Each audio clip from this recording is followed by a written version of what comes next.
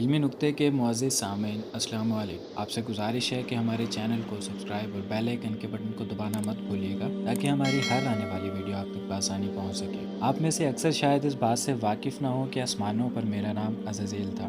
میں تایوس ملائکہ، بادشاہ افلاک، فرشتوں کا امام، مقربین کا سردار، جنت کے بیت المال کا خازن اور معلم ملائکہ تھا۔ خالق کائنات کی چند مقرب ترین ملائکہ میں سے تھا۔ مجھے یہ اعزازات ہزاروں سال تک دن اور رات کی مسلسل ریاضت و عبادت کے باعث عطا فرمائے گئے تھے۔ ہر وقت ہر لمحہ ذکر الہی میری صفت خاص تھی۔ خوشنودی رب میرا مقصد حیات تھا۔ پہلے آسمان سے ہفت افلاک تک، جنت الماوا سے لوح محفوظ تک، بلا روک ٹوک رسائی نے مجھے دوسروں سے برتر کر دیا۔ یہ تخلیق آدم علیہ السلام سے ہزاروں سال پہلے کی بات ہے کہ میں ایک دن میں ادب و احترام کی کرینوں کا خیال رکھتے ہوئے لوح محفوظ پر پہنچا۔ شکر و احسان سے بوجھل پلکوں کو اٹھا کر اوپر دیکھا جہاں تحریر تھا اعوذ باللہ من الشیطان الرجیم، یعنی پناہ مانگتا ہوں اللہ کی شیطان مردود سے۔ یہ پڑھ کر میرے پورے وجود پر خوف سے سنسناہٹ طاری ہو گئی۔ میں نے ڈرتے ڈرتے عرض کیا، اے اللہ، یہ شیطان کون ہے؟ بارگاہ خداوندی سے ندا آئی، اے عزازیل، یہ نہایت عابد، زاہد، برگزیدہ اور میرے مقربین خاص میں سے ہے، لیکن یہ تکبر میں مبتلا ہو کر میری حکم عدولی کرے گا۔ بس میں اسے ملعون و مردود قرار دے کر رائندہ درگاہ کر دوں گا۔ رب ذوالجلال کی اس بات سے میں لرز اٹھا، میری زبان لڑکھڑا گئی اٹکتے لفظوں کے درمیان۔ پھر میں نے عرض کیا، اے معبود برحق، کیا میں اس سے واقف ہوں؟ ارشاد ہوا، وقت آنے پر تو نہ صرف اسے پہچان جائے گا بلکہ اس کے انجام سے بھی واقف ہو جائے گا۔ عرش معلیٰ سے آنے والے اس جواب سے میرا وجود کانپ اٹھا، بے اختیار آنکھوں سے آنسو جاری ہو گئے۔ میں نے سوچا، آخر وہ کون بدبخت ہوگا، کون وہ بد نصیب ہوگا جو ہمیشہ کے لیے نشان عبرت بنا دیا جائے گا۔ پھر برسوں تک یہ خیال میرے سوچوں پر غالب رہا، تاہم گزرتے وقت کے ساتھ بڑھتی ذمہ داریوں اور شدید مصروفیات نے اس واقعے کو میری یادوں سے محو کر دیا۔ فرشتوں کے استاد کی حیثیت سے میرے ذمہ داری درس و واعظ بھی تھے، جس کا آسمانوں میں دور دور تک چرچا تھا، اور ملائکہ کی بڑی تعداد اس میں شریک ہو کر مستفید ہوتی تھی۔ جب میں اپنی ان محافل میں حضرت جبرائیل علیہ السلام، حضرت میکائیل علیہ السلام، حضرت عزرائیل اور حضرت اسرافیل جیسے مقرب فرشتوں کو دیکھتا تو اپنی برتری کی ایک لہر میرے سراپے میں سرور کی کیفیت پیدا کر شاید اس کا نام تکبر ہوا۔ بہرحال بیتے سالوں کے ساتھ میرے درجات مزید بلند ہوتے چلے گئے۔ اب میری حیثیت بادشاہ افلاک کی سی تھی۔ اتنے بڑے مرتبے کے بعد مجھ میں عاجزی و انکساری پیدا ہونی چاہیے تھی، لیکن معاملہ اس کے برعکس ہوا۔ مجھے یوں محسوس ہوتا تھا کہ جیسے میرے اندر سے ایک آواز مجھے کہتی ہے کہ اے عزازیل، تو ان سب میں سے افضل ہے۔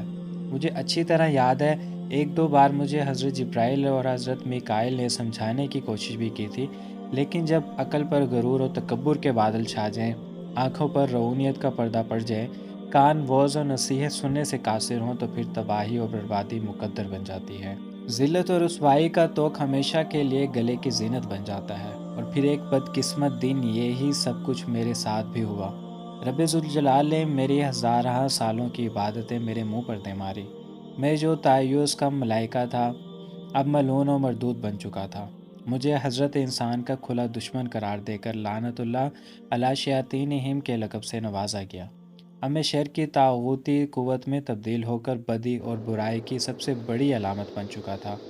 قرآن پاک میں 88 بار شیطان اور 11 بار ابلیس کے نام سے میرا ذکر کر کے انسانوں کو مجھ سے دور رہنے اور میرے شر سے بچنے کا حکم دیا گیا ہے۔ باری تعالیٰ نے 1,24,000 پیغمبر کو دنیا میں مبعوث فرما کر قوموں کو میرے مکر و فریب سے بچنے کی تلقین فرمائی ہے۔ زمین پر جانے سے پہلے میں نے اللہ سے 4 چیزیں کی طلب اجازت فرمائی۔ نمبر 1، تا قیامت موت سے مہلت۔ نمبر 2، اہل زمین کو بہکانے کی قوت۔ نمبر 3، ہیبت تبدیل کرنے کی صلاحیت۔ نمبر 4، اولاد کثیر اور ان کی طویل عمریں۔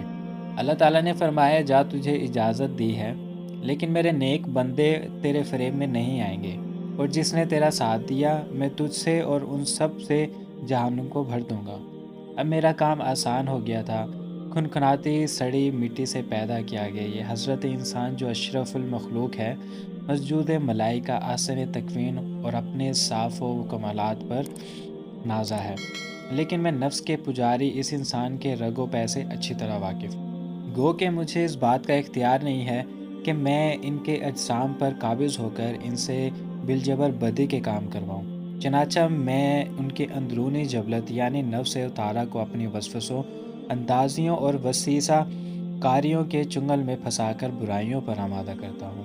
ان میں سے جو صاحب ایمان ہے وہ تو تعوذ اور استغفار پڑھ کر مجھے بھاگ جانے پر مجبور کر دیتے ہیں، لیکن لالچی فطرت کی حامل اکثریت میرے دامے فریب میں مبتلا ہو کر اندھا دھند میرے پیچھے چلنے لگتی ہے۔ پھر یہ خود ہی شرک و تعلیم، کفر و فسق و عبادت، نافرمانی کو حاضر جوابی، بدتمیزی کو بہادری، موسیقی کو روح کی غذا، رقص کو جسم کی شاعری، عریانیت و فحاشی کو جدت پسندی، مذہبی اقدام کو فرسودہ، دینی روایت کو قدامت پسندی قرار دے کر شرم و حیا کی چادر کو تار تار کر دیتے ہیں۔ حضرت آدم علیہ السلام کے دنیا میں آنے سے قبل کرۂ ارض اور آسمان پر دو قسم کی مخلوقات رہتی تھی، ایک نوری اور دوسری ناری۔ نوری مخلوق نور سے پیدا کیے گئے فرشتے ہیں جو آسمانوں میں رہ کر دن رات عبادت الہی میں مصروف رہتے ہیں۔ ان کے یہاں عورتیں ہوتی ہیں اور نہ ہی ان کی نسل چلتی ہے۔ ناری مخلوق جنات ہے جو آگ سے پیدا کیے گئے ہیں، یہ زمین پر رہتے ہیں۔ ان کے یہاں عورتیں بھی ہوتی ہیں اور ان کی نسل بھی خوب پھیلتی ہے۔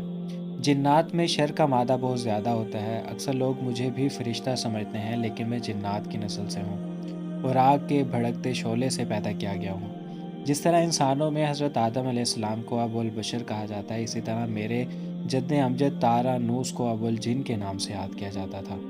کچھ مورخین نے ان کا نام مارج بھی لکھا ہے۔ یہ میرے پیدا ہونے سے 1.5 لاکھ سال پہلے کا واقعہ ہے کہ میرے والد کا نام چلیپا اور ابو الغوی ان کی کنیت تھی۔ میرے باپ کا چہرہ ببر شیر جیسا تھا۔ وہ بڑا بارو، بہادر، قوی اور نڈر جن تھا۔ میرے باپ اپنی قوم کا سردار تھا۔ قوم اجنا کا ہر جن میرے باپ کی دہشت سے خوف کھاتا تھا، اسی لیے اس کی قوم اسے شاشین کے نام سے یاد کرتی تھی، جس کے معنی ہے دل دہلانے دینے والا۔ میری ماں کا نام تبلیس تھا۔ وہ بھی میرے باپ کی طرح طاقتور، بہادر اور نڈر تھی۔ جنوں کی اکثریت سرکش، سرپسند، فسادی اور جنگ و عدل کی دل دادا ہے۔ جن کے نیک اور پرامن جنوں کی تعداد آٹے میں نمک کے برابر ہے۔ میرے باپ نے اپنے قبیلے کے لیے بہت جنگیں لڑیں، اور ایک وقت وہ آیا کہ تمام قبائل میرے باپ کے زیر نگیں ہو گئے، اور یہی وہ وقت تھا کہ جب ہماری قوم غرور و تکبر میں مبتلا ہو کر سرکشی پر اتر آئی، یہاں تک کہ ان کے جھگڑوں، فسادات اور خون خرابے سے زمین سرخ ہو گئی۔ لہٰذا اللہ تعالیٰ نے اس فساد کے قلع کما کے لیے آسمانوں سے فرشتوں کی فوج بھیجی۔ زمین پر میری قوم اور فرشتوں کے درمیان ایک خوفناک جنگ ہوئی، جس کے نتیجے میں میرے والدین سمیت زیادہ تر سرپرست مارے گئے۔ کچھ سمندر پار دور دراز جزائر میں جا چھپے، جن کے نیک جنہوں نے غاروں میں پناہ لے لی۔ اس وقت میں کم سن تھا اور اس تباہی پر ایک میدان میں کھڑا زاروں قطار رو رہا تھا۔ میرے ارد گرد جنات کی لاشوں کے ڈھیر پڑے تھے۔ فرشتوں کا کام ختم ہو چکا تھا۔ وہ آسمان پر اڑتے ہوئے واپس جا رہے تھے کہ اچانک فرشتوں کے گروپ نے مجھے دیکھا تو زمین پر اتر آئے۔ میں نہایت حسین و جمیل تھا اور چہرے سے معصومیت بھی ٹپکتی تھی۔ انہیں مجھ پر ترس آ گیا، چنانچہ ان رحم دل فرشتوں نے حضرت جبرائیل علیہ السلام کے ذریعے اللہ تعالیٰ سے مجھے ساتھ لے جانے کی اجازت طلب کی، اور پھر اللہ کی رضا سے مجھے گود میں لے کر پہلے آسمان پر اتر گئے۔ وہاں میری تعلیم و تربیت کا بہترین بندوبست کر دیا گیا۔ میں بہت ذہین تھا اور محنتی بھی تھا۔ اپنا تمام تر وقت عبادت و ریاضت میں گزارتا تھا۔ اپنے اتالیق فرشتوں سمیت سب سے بہت کم بات کرتا، اکیلا ہی آسمان کی سیر کو نکل جاتا اور گھنٹوں قدرت الہی کے رازہائے سربستہ کو جانے کی ناکام کوششوں میں اپنا سر کھپاتا۔ وقت تیزی سے گزرتا رہا۔ میرے سرد رویے نے مجھے فرشتوں میں مغرور مشہور کر دیا تھا، لیکن مجھے اس کی فکر نہیں تھی۔ میرا ہدف تو اللہ کے سب سے مقرب اور عبادت گزار بننا تھا، جس کے لیے میں دن رات ریاضت و عبادت میں مصروف رہتا تھا۔ یہاں تک کہ ایک دن اللہ نے مجھے دوسرے آسمان پر فائز فرما دیا، اور پھر گزرتے وقت کے ساتھ اپنی علمیت اور قابلیت کی بنا پر مجھے اللہ کا قرب حاصل ہوتا چلا گیا۔ پہلے آسمان پر مجھے عابد کہا جاتا تھا، دوسرے پر زاہد، تیسرے پر عارف، چوتھے پر ولی، پانچویں پر تقی، چھٹے پر خازن اور ساتویں آسمان پر مجھے عزازیل کے نام سے پکارا جاتا تھا۔ حضرت کعب عبا رضی اللہ تعالیٰ عنہ میرے بارے میں بیان فرماتے ہیں کہ ابلیس 40,000 برس تک جنت کا خزانچی رہا، 80,000 برس تک ملائکہ کا ساتھی رہا، 20,000 برس تک ملائکہ کو وعظ سناتا رہا، 30,000 برس تک مقربین کا سردار رہا، 1,000 برس تک روحانین کی سرداری کے منصب پر فائز رہا، 14,000 برس تک عرش کا طواف کرتا رہا۔ لوح محفوظ پر اس کا نام ابلیس لکھا ہوا تھا اور یہ اپنے انجام سے غافل اور خاتمے سے بے خبر تھا۔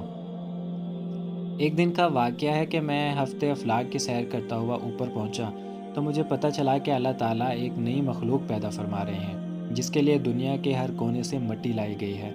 علامہ ابن کثیر رحمۃ اللہ لکھتے ہیں کہ اللہ عز و جل نے حضرت آدم کے پتلے کو اپنے دستے قدرت سے پیدا فرمایا اور یہ بغیر روح کے 40 دن تک اسی طرح پڑا رہا۔ فرشتے جب اس کے پاس سے گزرتے تو گھبرا جاتے، ان میں سب سے زیادہ گھبرانے والا ابلیس تھا۔ یہ اس کے پاس سے گزرتا تو اسے مارتا، جس کی وجہ سے اس جسم سے ایسی آوازیں نکلتی جیسے کھنکھناتی مٹی کی ٹھیکری سے نکلتی ہیں۔ ابلیس اس جسم کے منہ سے اندر داخل ہوتا اور پیچھے سے نکل آیا اور فرشتوں سے کہا کہ تم اسے نہ ڈرو، یہ تو اندر سے خالی ہے، اگر میں اس پر مسلط ہو گیا تو اسے ہلاک کر ڈالوں گا۔ اور پھر وہ دن بھی آ گیا جب رب العالمین نے فرشتوں سے فرمایا کہ میں زمین پر اپنا ایک نائب بنانے لگا ہوں، وہ زمین پر میرے احکام کا نفاذ کروائے گا۔ فرشتوں نے عرض کیا، اے پروردگار عالم، یہ زمین پر فساد برپا کرے گا اور یہ آپس میں خون ریزی کریں گے، جبکہ ہم تو دن رات آپ کی تسبیح کرتے رہتے ہیں، آپ کی پاکی بیان کرتے رہتے ہیں۔ اللہ تعالیٰ نے فرمایا، جو کچھ میں جانتا ہوں وہ تم نہیں جانتے۔ پھر اللہ تعالیٰ نے حضرت آدم علیہ السلام کو تمام چیزوں کے نام سکھا دیے اور انہیں فرشتوں کے سامنے پیش کرتے ہوئے فرمایا، اگر تم سچے ہو تو مجھے ان کے نام بتاؤ۔ انہوں نے کہا، تو پاک ہے، ہم تو اتنا ہی جانتے ہیں جتنا تو نے ہمیں بتایا ہے، بے شک تو بڑے علم و حکمت والا ہے۔ پھر اللہ تعالیٰ نے فرمایا، اے آدم، ان چیزوں کے نام بتا دو۔ پھر جب حضرت آدم علیہ السلام نے انہیں نام بتائے تو فرمایا کہ میں نے تمہیں نہیں کہا تھا کہ میں آسمانوں اور زمین کی چھپی ہوئی چیزیں جانتا ہوں، اور جو تم ظاہر کرتے ہو اور جو تم چھپاتے ہو اسے بھی جانتا ہوں۔ پھر فرشتوں کو حکم دیا کہ آدم علیہ السلام کو سجدہ کرو۔ انہوں نے سجدہ کیا مگر ابلیس نے انکار کیا۔ میرے تکبر، رعونیت اور بڑائی نے مجھے سجدے سے روکے رکھا۔ اللہ تعالیٰ نے فرمایا، تجھے سجدہ کرنے سے کس چیز نے منع کیا ہے؟ جبکہ میں نے تجھے حکم دیا۔ وہ بولا، میں اس سے بہتر ہوں کہ تو نے مجھے آگ سے بنایا اور اسے مٹی سے بنایا۔ میں ایسا نہیں کہ اس انسان کو سجدہ کروں جسے تو نے سڑے ہوئے کھنکھناتے گارے سے پیدا کیا ہے۔ اللہ نے فرمایا، اب تو یہاں سے نکل جا کیونکہ تو مردود ہو گیا ہے اور قیامت تک تجھ پر میری پھٹکار ہے۔ شیطان نے کہا، اے میرے رب، مجھے روز محشر تک مہلت دے دیجیے۔ فرمایا، جا، میں نے تجھے متعین وقت تک مہلت دے دی۔ پھر شیطان نے کہا، مجھے تیری عزت کی قسم میں ان سب کو یقیناً بہکاؤں گا، ان پر حملہ کروں گا، ان کے آگے سے بھی اور پیچھے سے بھی، ان کے دائیں جانب سے بھی اور بائیں جانب سے بھی، اور ان میں سے اکثر لوگوں کو شکر گزار آپ نہیں پائیں گے۔ اللہ تعالیٰ نے فرمایا کہ یہاں سے ذلیل و خوار ہو کر نکل جا، ان میں سے جو شخص تیرا کہنا مانے گا میں ان سب سے جہنم کو بھر دوں گا۔ اور یوں بارگاہ خداوندی سے دھتکارے جانے کے بعد میں عزازیل سے ابلیس بن گیا۔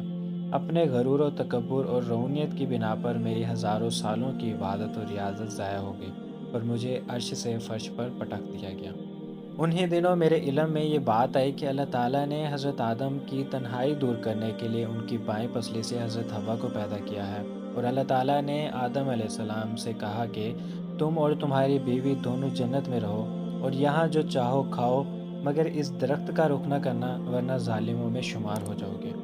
اس کے باوجود کہ اللہ تعالیٰ نے انہیں آگاہ فرما دیا تھا کہ ابلیس ان کا دشمن ہے اور ایسا نہ ہو کہ وہ انہیں جنت سے نکلوا دیں، میں ان کے دلوں میں وسوسہ ڈالنے میں کامیاب ہو گیا۔ میں نے ان سے کہا کہ اے آدم، کیا میں تمہیں دائمی زندگی کا درخت اور بادشاہت بتلاؤں کہ جو کبھی پرانی نہ ہو؟